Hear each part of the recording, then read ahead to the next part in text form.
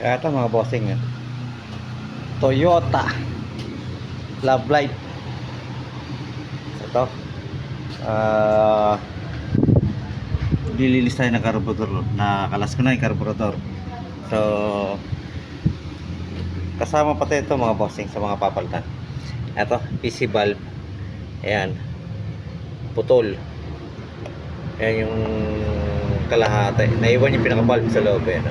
Tatanggalin ko yung mga bossing. Naputol na. Ito, dinala nung may-ari kanina. So, ayan. Kasama na pati spark plug. Ayan, nakalas ko na.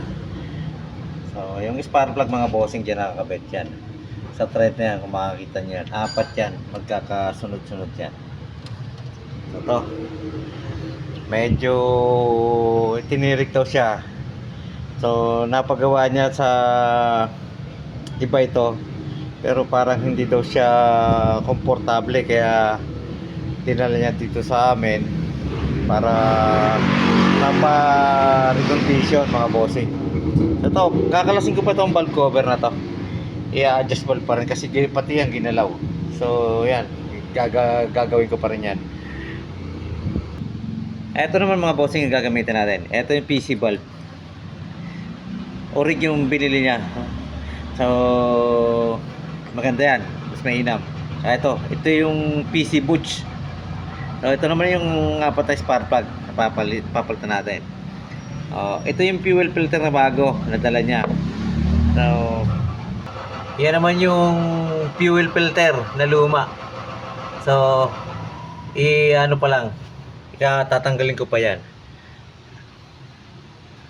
So, ito naman mga bossing yung spark plug na pinagpalitan. Ang sabi daw nung gumawa, may napunding isa. So, ito yung pinalit. Yan, itong maliit na to. Yan. So, bumili na yung may-ari ng isang set para maikabit na rin lahat. Mapalitan lahat. So, ito yung mga ikakabit natin. PC valve, spark plug, fuel filter. So, papakita ko naman sa inyo yung carburetor. So, ito mga bossing yung pyesa ng carburetor. So, ayan. Ganyan kadami yan. Pag malilimutin ka dyan mga bossing, hindi ko muna pangasan kasi baka may hindi ka maikabit problema. So ito yung repair kit na bago. Ayan, ito yung gasket yan. So may dala na rin siya. Ito, may dala na siya. So papalitan na rin natin ang repair kit para isang gawa na lang.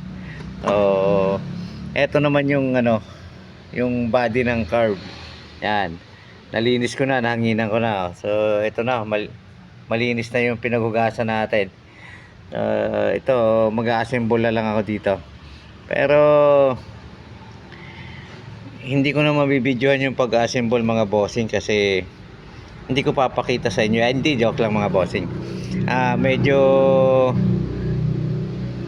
low bat na itong cellphone mga bossing kaya talagang 5% na lang yung umiilaw na kaya cha-charge ko muna. So, video ko na lang ulit pagka nakapag-charge na ako. Ayan nga po.